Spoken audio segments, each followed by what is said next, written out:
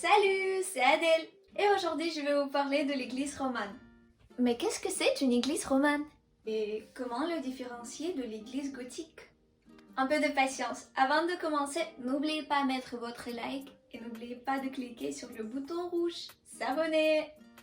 L'architecture romane est au sommet de son développement entre 900 et 1200. Alors que certaines sources indiquent que l'architecture romane remonte au 6e siècle. En général, le milieu urbain est déjà christianisé. Le milieu rural commence à se regrouper autour d'une église et son cimetière. Dans cette ambiance centrée sur le culte religieux, on met en place les constructions qui glorifient la divinité, qui expriment la force du christianisme. Donc on a l'installation des édifices sacrés qui protègent les fidèles et en plus ils ne tombent pas après chaque incendie. Géographiquement, l'architecture romane se diffuse en Europe occidentale, en Espagne, en Italie, en Irlande, etc. Le style se caractérise à partir de son appareil, son ornementation et bien sûr par son ambiance. Juste regardez ces images. Celle-ci, celle-ci ou celle-là. On sent clairement que le vibe de ces constructions est complètement différent. Attention à ne pas confondre. L'architecture romaine remonte vers l'Antiquité, alors que l'architecture romane, c'est le fruit du Moyen-Âge. Mais quels sont les indices qu'on a pour bien définir l'église romane? Premièrement, l'église romane est la construction très solide. Elle comprend les murs très épais de l'appareil en pierre taillée. C'est les églises massives, monumentales et sombres.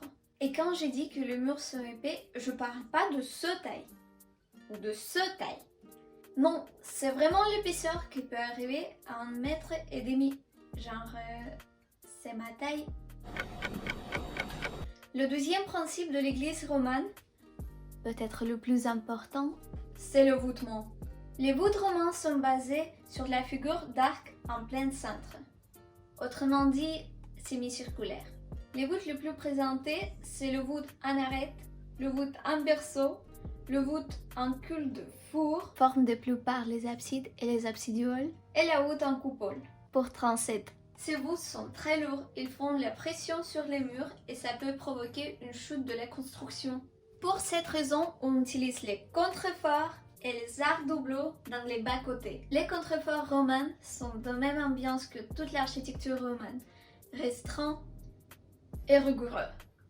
La voûte d'arête, c'est aussi une vraie solution pour le contre-voûtement de la construction. L'élévation de l'église romane comprend 3 niveaux: les grandes arcades, la tribune et les fenêtres hautes. Dans les cas assez rares, dans l'église typiquement romane, on peut aussi avoir 4e niveau qui se pose entre les fenêtres hautes et la tribune, c'est le triforium. En général, les ouvertures ne sont pas très grandes et la lumière passe par les bas-côtés. À l'intérieur de l'église, si vous venez directement tout au fond de la construction, vous venez à ce fameux chevet à déambulatoire.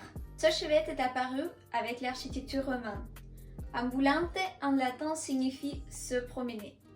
D'ici, on a ce mot, déambulatoire. Le vrai décor de cette masse sérieuse romane se trouve dans son portail et ses chapiteaux.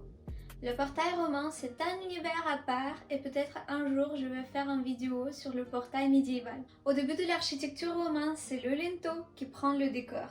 Après, peu à peu, les autres parties du portail comme tympan, les voussures, les pieds droits prennent le décor. Les thèmes de décor sont assez divers, mais la plus populaire, c'est le jugement dernier. Je vous montre un exemple. Asseyez-vous pour ne pas tomber. Juste regardez les dimensions, les détails de ce tympan. C'est un exemple qui montre à quel point l'architecture romane est puissante et émouvante. Revenons vers le chapiteau roman. Ici, les architectes, ils ont plus de liberté. Dans l'église romane, on a des chapiteaux en forme géométrique, des chapiteaux stylisés, des chapiteaux historiés. Parfois, c'est juste les éléments ornementaux. Un moment entendu pour un riche roi cabouleur. Mot du jour, c'est le chapiteau épanelé cubique. C'est le chapiteau en forme de cône tronqué, renversé, pénétré par un cube. Juste comme ça. Mais comment différencier l'église romane de l'église gothique? En vrai, c'est tout à fait facile. Je vous montre 2 photos. Oui, c'est deux églises médiévales, mais ils sont complètement différents. Les murs de l'église gothique sont moins épais, mais le contrephare est de niveau supérieur. Tout ça grâce à l'utilisation de l'arc-boutant, la croisée d'ogives et bien sûr de l'arc brisé. Tout ça permet de bien équilibrer la pression sur les murs.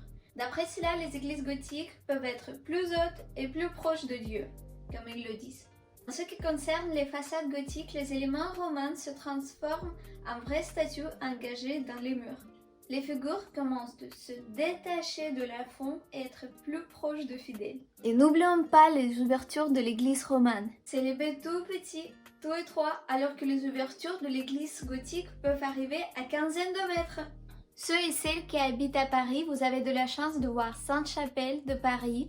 En plus, ceux qui ont moins de 26 ans, ça sera gratuit. Revenons sur les ouvertures.